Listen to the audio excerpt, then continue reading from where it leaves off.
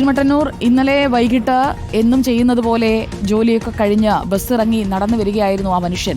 കാട്ടാനയുടെ മുന്നിൽപ്പെട്ട് ആക്രമണത്തിനിരയായ സ്ഥലത്ത് വലിയ പ്രതിഷേധമാണ് പിന്നീട് ഇന്നലെ രാത്രി ഉടനീളം നമ്മൾ കണ്ടത്. ഇന്ന് അവിടേക്ക് എത്തുമ്പോൾ എന്തൊക്കെയാണ് വിവരം?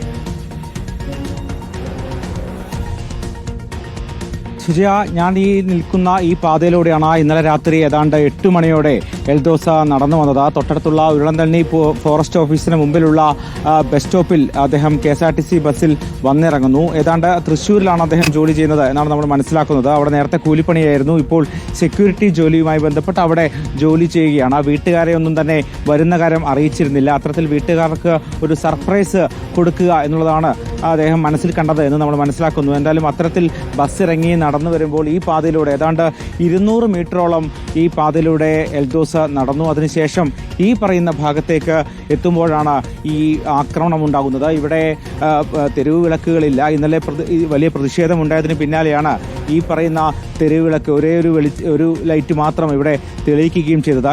എന്തായാലും ഈ പറയുന്ന ഭാഗത്ത് എത്തിയപ്പോഴാണ് ഈ പാതയുടെ പ്രത്യേകത കാണാം. ഇത് ഒരു ചെറിയൊരു പാതയാണ്, സിമന്റ് ഭാഗ്യ പാതയാണ്. ഇതിന്റെ 2 ഭാഗത്തും വനമാണ്. ഇതിന്റെ തൊട്ട് താഴെ തന്നെ ഒരു അരുവിയുണ്ട്. ഇത്തരത്തിൽ കൊടും കാടിന് നടുവിലൂടെയാണ് ഈ കിണാശ്ശേരി എന്ന് പറയുന്ന സ്ഥലത്തെ ഏതാണ്ട് 60 താമസിക്കുന്ന ഈ ജനവാസ മേഖലയിലേക്ക് പോകേണ്ടത്. ഇവിടേക്ക് സാധാരണ ഇരുചക്രവാഹനങ്ങളും ഓട്ടോറിക്ഷകളും ഒക്കെ തന്നെ പകൽ സമയങ്ങളിൽ ഉണ്ടാകും. പക്ഷേ രാത്രികാലങ്ങളിൽ പൊതുവെ ആളുകൾ ഇതുവഴി പോകാറില്ല എന്നുള്ളതാണ് പ്രധാനപ്പെട്ട കാര്യം. എന്തായാലും ഇവിടെ എത്തുമ്പോഴാണ് ഈ രാത്രിയിൽ ഇന്നലെ രാത്രി ഇത്തരത്തിൽ അപ്രതീക്ഷിതമായി കാട്ടാനയുടെ മുമ്പിലേക്ക് അദ്ദേഹം എൽദോസ് പെടുന്നത്. അതിനുശേഷം കാട്ടാന ആക്രമിക്കുകയാണ്. ഈ കാട്ടാന തുമ്പിക്കൈ കൊണ്ട് എൽദോസിനെ ചുഴറ്റിയെടുത്ത ശേഷം ഈ കാണുന്ന മരത്തിൽ അടിച്ചു എന്നാണ് പ്രദേശവാസികൾ പറയുന്നത്. എന്തായാലും ഈ അദ്ദേഹത്തിന്റെ ബെൽറ്റിന്റെ അവശിഷ്ടങ്ങൾ, അതോടൊപ്പം തന്നെ അദ്ദേഹത്തിന്റെ കയ്യിലുണ്ടായിരുന്ന സാധനങ്ങളൊക്കെ തന്നെ ഇവിടെ ചിതറിക്കിടക്കുന്നതൊക്കെ തന്നെ നമുക്ക് കാണാം. അത്തരത്തിൽ വളരെ ദയനീയമായ ഒരു കാഴ്ചയാണ് ഇവിടെ നമുക്ക് കാണാൻ കഴിയുന്നത്.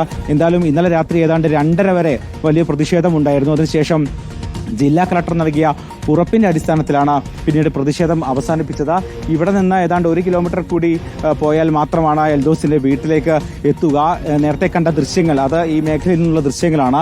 ഈ കിണാശ്ശേരി, അതോടൊപ്പം തന്നെ പിണവൻകുടി എന്ന് പറയുന്ന ഈ മേഖലകളിലൊക്കെ തന്നെ കാട്ടാനകൾ വരുന്നത് സ്ഥിരമായി ഉണ്ടാകുന്നൊരു പ്രശ്നമാണ്. കാട്ടാനക്കൂട്ടം തന്നെ ഇങ്ങോട്ടേക്ക് വരാറുണ്ട്. ഇത്തരത്തിൽ പലപ്പോഴും ആളുകൾക്ക്, വിദ്യാർത്ഥികൾക്കൊക്കെ തന്നെ പോകുമ്പോൾ വഴിയിലൊക്കെ തന്നെ കാട്ടാനകൾ ഉണ്ടാകുന്ന ഒരു സാഹചര്യം ഉണ്ടായിട്ടുണ്ട്. എന്തായാലും ഇവിടെയുള്ള പ്രദേശവാസികളുണ്ട്. ഇത്തരത്തിൽ സ്ഥിരമായി ഇവിടെ കാട്ടാന ഉണ്ടാവാറുണ്ടല്ലേ? കാട്ടാന സ്ഥിരമായിട്ടുള്ളതാണ്. ഇപ്പോൾ ഞങ്ങൾ അക്കരെ കൂപ്പിലാണ് താമസിക്കുന്നത്. ഞങ്ങളെ കൂപ്പിൽ വരയ്ക്കും അവിടെ വന്നിട്ട് വാഴ പറിക്കും, തെങ്ങും വഴി പാകം എല്ലാം പറിക്കും.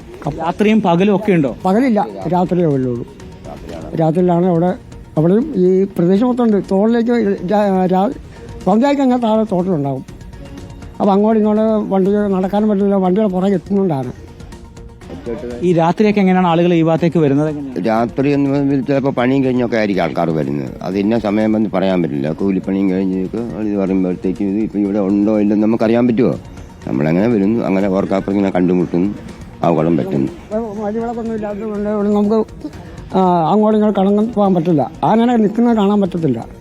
ലൈറ്റ് ഉണ്ടെങ്കിലേ ലൈറ്റ് തെളിച്ചു പോകുള്ളൂ. ഇപ്പം മൊബൈൽ ഫോൺ കൊണ്ട് എത്തിക്കുകയല്ല. അപ്പം അങ്ങനെയാണ് ഇപ്പോൾ സംഭവിച്ചത്. അത്തരത്തിലാണ് സുജിയ. അതായത് വഴിവിളക്കുകളില്ല, അതുകൊണ്ട് തന്നെ കാട്ടാന ഉള്ളത് തിരിച്ചറിഞ്ഞിട്ടില്ല എന്ന് വേണം മനസ്സിലാക്കാൻ. നമുക്ക് ആ ബസ് സ്റ്റോപ്പിലേക്ക് കൂടി ഒന്ന് പോയതിനു ശേഷം ഞാൻ അർജുനിലേക്ക് വരാം. അർജുൻ നിൽക്കുന്ന സ്ഥലം വരെ നടന്ന് എത്ര ദൂരം എത്താൻ അദ്ദേഹത്തിന് കഴിഞ്ഞു എന്നത് കൂടി നോക്കാം.